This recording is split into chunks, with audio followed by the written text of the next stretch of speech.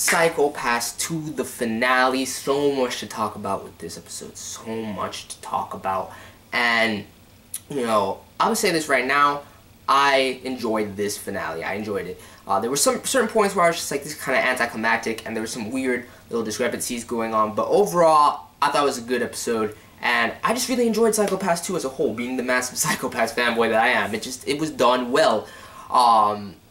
And it met my expectations tremendously, so I really enjoyed it. We all knew, I'm not going to make this video about comparing Season 1 and Season 2, because that's just not necessary. We all knew what we were getting into with Psycho-Pass 2, and, you know, I don't see why anybody would complain of it not being better than the first season. I never expected it to be, but it met my expectations and then some. So I really enjoyed it. It's good setup in this final episode for the movie. I have a couple qualms, get into those later, but overall I enjoy it. So I feel like the only way to address everything that I want to talk about, and just bear with me, it's probably going to be a longer review, is to focus on certain characters, because then I can just, you know, piece everything together that way. Because we just got hit with a lot of content this episode. So I'm going to start off with the Fiend among Fiends. I'm so glad I put this man on my Fiends list. TOUGANE, man. Yo, we got glimpses of it throughout the season. We saw it kind of heavily coming out last episode. But, yo, the images, the demeanor, how he gets chained up by Akane in the beginning, just beasts him, disarms him. I'm just like, yo, Akane, you've come so far. You've come so far. That's another thing I like about this episode, showing the development for characters like Akane, just really Akane, because, you know, at the end of the day, the Gino-san Yaoi this season didn't get much play. But hopefully the movie will you know, redeem that, reconcile that. But Akane, just seeing how far she's come from the very first season at the beginning to now, like, it's incredible. And I do have some qualms there as well, but I'll get back into that later. But she's beasting now. She's beasting. She easily disarms TOUGANE, but he's just sickly, man. He deteriorated so fast, and, you know, she's just so fiendish. His looks, his demeanor, limping in there, armless, and raving about how he's going to, you know, protect his mother and keep her the purest, and all this shit. He's deranged. You see the flashback with young TOUGANE, who looks just as sick, and when he's gonna lose his mother because she's like, I'm going to join the perfection that is Sybil, which is another big thing I have to talk about this review. You know, he just snaps and runs up in her room and stabs her, everything like that, and that's how he gets tainted black. We just see that whole backstory. I'm just like, yo, this guy was a fiend from the beginning. He's just a broken-minded, dark individual, because he had this weird obsession, love with his mother, and his mother clearly influenced him heavily as well, so it's not like his fault. Like, as a child, Mikasa TOUGANE is twisted. She was twisted to the very end, you could see that. But dude was just going in full fiend mode times 1,000, just fucking slices his arm off with the fountain pen to get out of the cuffs that she locks him in, drags himself over there. I'm just like, yo, TOUGANE is a grade A fiend. He's just too fiendish. I'm sorry, he's insane. I can't. I just couldn't. I couldn't do it. He was reminding me the whole time of like Mikami from Death Note. Like, I was thinking, yo, TOUGANE is like straight up on that Mikami status right now. And I kind of feel that way too, with the way he kind of ran off at the end, and he was like, yeah, with his arm just kind of flailing. I'm pissed that he took out Kamui like that, and I honestly, Kamui went out like a boss, and it's unfortunate that TOUGANE had to kill him. I found that scene to lack impact. It could have just been more impactful, and that could do with the cutaways and stuff that they did, but still, it was really weird. But that leads into the next big thing that I want to talk about, and that's Kamui. I really love the scene when they're approaching Sybil. Like, just the way that it really stressed how much of a collective consciousness that Kamui was, like, showing the various facets of him with the hollow kind of glitching between them throughout. I was just like, yo, this is so fucking well done. How he judges Mikasa, just delineating everything. And, you know, Sybil was just on the spot, purging, like, the brains that were kind of tainting them and clouding their hue, agreeing to the collective, you know, the collective Psycho-Pass and all of these things. I'm just like, okay, Like, this is just weird. This is some bullshit. Like, and the thing that pissed me off, I kind of pissed off with Akane for just accepting that, but at the same time, I can never be mad at Akane, and I'll get into why later. I just can't. She's too real. She's absolutely too real. But I just thought it was weird. I was just like, seriously, Sybil? Like, that's, like, so Mikasa's dead. She just fodder for you to buy yourself some time until you decided that this is what the route you're gonna go down.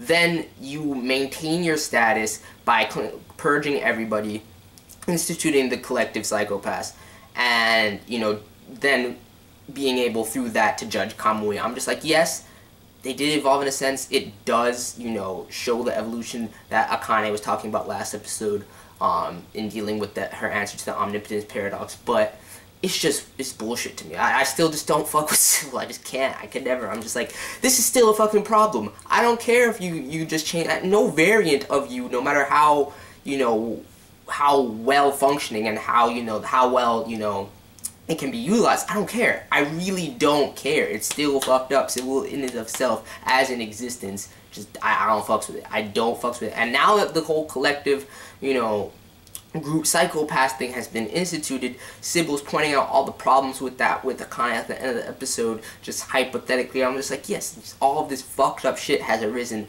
because you wanted Kamui to be judged within the law, Akane, and you got that, but at the same time, you're still not standing against the real problem, and you're standing alongside it because of your sense of justice. And that's why I really can't hate Akane, and because of the way she, you know, relates to it, which is the fact of the matter is, Akane, we find out basically through this episode that her coefficient remains low because she has an unwavering, unyielding respect for justice and maintaining order. And because of that, you know, she's able to keep her crime coefficient low, and that's everything she does, every move she makes, and how she reacts to every situation, you know, has to cross that check of, and that rationale she has of maintaining justice and her respect for justice. So that in and of itself is like one of the most unyielding just spirits I've seen in terms of Akane's character. And that in and of itself is why I fucked with her. Her naivety is there. It really is there to this day because she's overly optimistic in believing that, you know, the good outcomes of what the problems that Sybil presents, even with the evolution that is made. But she says herself that, you know, I will be going, like, one day you will be judged and you will go out, like, and I will take responsibility and go out with you. And that will, in and of itself, I'm just like, alright, Akane, I cannot contest your decision. I can't. I abide by it. I still think Sybil is an issue, and yes, you can't just go in one man and take care of it yourself, nor do you want to disrupt the order at the end of the day, but it's wrong. It's wrong, and something needs to be done about it. But getting back to Kamui, dude, just, he didn't achieve his goal from my perspective. He went out like a boss in that he's just basically like standing there, seeing how Sybil skirted his judgment, and is talking to Akane, trying to be like, yo, you need to point the dominator at Sybil now. But at the end of the day, he doesn't care. He's like, one day people are going to recognize this demon for what it is. And if it incorporates, as he says, and as Sybil tries to recruit Akane, if it would incorporate something like her unyielding respect for justice, it could evolve even further into like more of a godly entity instead of the demon that it is now. Still a fucking demon. I don't even care. Giving it more power and more omnipotence doesn't help the situation. No matter even if Akane were to join it, I don't give a fuck. I just don't like the concept of Sybil. It's warped. It's twisted. They could have purged all, you know, the fucking individuals up in there that were tainting them at this point. I don't care. I don't care. It's still fucked up. And then, you know, Kamui, I don't know, man. He was dope. The way he led his group and his followers, and there were just some discrepancies with how the Dominators were acting this episode. You know, Shisui, we know she was taking that neural drug or whatever. And so Ginoza's shots just weren't doing shit in the lethal paralyzer mode. I'm confused as to how the lethal paralyzer mode was just enacted so easily throughout the episode. I guess that's probably a result of the collective Psycho-Pass being instituted and then being able to engage Kamui's group that way. But it was just weird to me. And then, you know, the sniper, the new enforcer with the sniper variant just takes her out. And I'm like, you know, so you just should have kept shooting at her. You should have just kept shooting at her because she pulls out the bomb. Like, she's just gone completely insane on this Kamui, you know, messiah tip. And I was like, you need to put it down because I'm not trying to lose you guys after you barely got any development this season aside from Ginos and the whole Ayanagi thing and showing that he's become more like his father. I'm not trying to lose you guys right here. And I knew it wasn't going to happen because I knew a lot of things were going to break down the way they did because of the insight of the movie and everything like that. So I knew Sybil would still be around. I knew they would just grow on authority and power throughout this, and they have. They've reached a new level in a sense.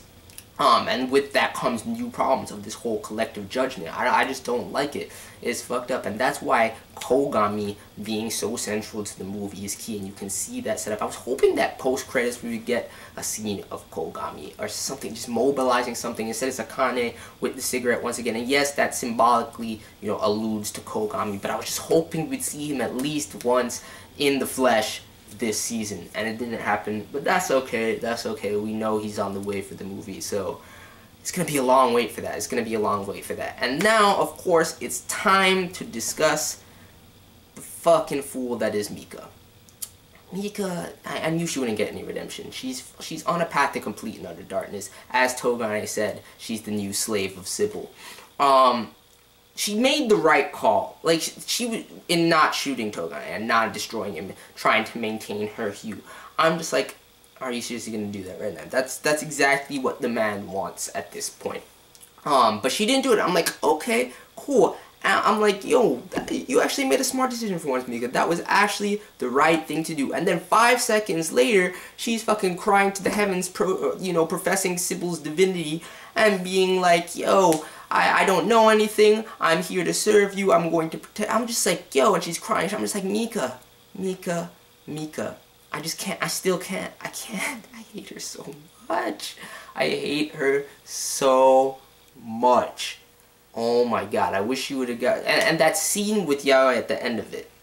At the very end where they're just kind of sitting there and Yaoi. Basically, I think it kind of hints to Yaoi kind of being suspicious of Mika as well. But even if she's not, it shows, you know, it's clear foreshadowing for what's going to happen in the movie. Or even maybe if we were to potentially get a season 3. I doubt it. I think this movie is going to be it for the Psycho-Pass verse, and I hope it's long enough. And it has enough closure in terms of Sybil, a definitive answer for Sybil. I need that. But Mika is going to get that in the movie. She's going to get that development. It's going to either come to light, her hand in killing Granny Tsunemori, or, you know, she's just going to continue to fall into depravity as she already has in being able to answering Yaoi's questions the way she did. Her resolution to just blindly serve Sybil regardless of everything she's seen and experienced. I'm just like, fuck Mika. I just can't. I don't even want to talk about her anymore. I really don't. But in terms of developing her from beginning into the end, it was done well. It was done well because there's a clear path for her fuck up. A chain of fuck-ups, a chain of continuing to fall deeper and deeper into depravity as the series progresses. So, I like the way her character is developed, even though I don't give a fuck or like her character. I like the way it was developed. And yeah, just everything with Akane. I'm just kind of annoyed how she resolved herself to continue to abide by Sybil at this point because, and the explanation that it is just a result of her unyielding, unwavering respect for justice and order, I can understand that. She just wants to go about things within the system. She wants to change things the proper way. Like, yes, like I've said about Kamui, and like she says to him, like, if you didn't hurt anybody, if you, like, your desire to judge Sybil was correct. It was correct. But the way you went about it, you're causing a lot of problems along the way as well. It's not right. It's not morally right. So Akane's morals in and of themselves, while they make decisions for her that are coded in optimism, and that just kind of annoy me at certain points, and her lack thereof of initiative to take on Sybil. At the end of the day, I understand it. I still respect her. I still love Akane. I just can't get around it. She's come so far at this point. But Kougami's going to challenge that. I already see the path of the movie. Kougami is going to challenge and destabilize all of this shit. Because with Sybil growing, with Sybil spreading to other countries as the movie is outlining, and this whole collective psychopath thing and everything like that, Kougami is gonna go in. He's gonna go in. He's going for Sybil, and I think Kougami, if anyone else, can convince Akane of what needs to be done. But at the end of the day, there's going to be conflict between the two of them in this film, especially if Akane still wants to maintain order no matter what. And that is what has kept her psychopath this low, regardless. It's not even, it's beyond, like I said, it's an entity beyond criminally asymptomatic. It's just like this completely, almost pure individual who, you know, while she has emotions, while she can be provoked, and we see that especially with, you know, TOUGANE raving about her grandmother this episode, she still maintains that spirit and that respect for justice, which keeps her in check. And I'm just like, I just utterly respect Akane. I utterly respect Akane because there's very few individuals like her, or in real life or in fiction, characters that, you know, maintain that justice in a world that is heavily realistic and dystopian and things of that nature. So it was a good finale. A lot of questions in terms of how things progress towards the movie, but I can see the path, and yeah, that's pretty much it. It was I don't know what else to say. I enjoyed it. Let me know your thoughts, anything you think about, you know, TOUGANE, Kamui, Akane, how you feel about the development of the characters this season. I know, like I said, you know, Sanyao just didn't get much. You know, you see Saiga go back to his cell and everything like that by the end of it. So it was a good season overall. I enjoyed this finale, but Kamui's death by the hands of TOUGANE was just anticlimactic. TOUGANE's extreme feed mode just had me uneasy, and Mika just makes me nauseous at this point. She really just fucking makes me nauseous. And Sybil just continuing and maintaining, evolving in a sense, it just rubs me wrong. Like, Sybil, at the end of the day, like I've said time and time again, is the main problem. Despite all, you know, the fucking shit that Kamui has caused and all the discord and everything like that, despite TOUGANE's extreme fiendishness and, you know, Mikasa TOUGANE and her fucking evil ways and shit, at the end of the day, Sybil in and of itself as an existence is the main problem in this series since day one. So yeah, let me know your thoughts. I'm hyped for the movie. I can't wait. Honestly, it's gonna suck because I know I'm gonna spoil myself as soon as it comes out in Japanese theaters. I'm going to find out what happened. I already know it's gonna happen that way, but it's too long of a wait. It's too long of a wait to actually watch the movie, but still, I can't wait till I get to see it. I really can't. So let me know your thoughts on everything that happened this season with this finale and everything like that, and I'm out. Peace.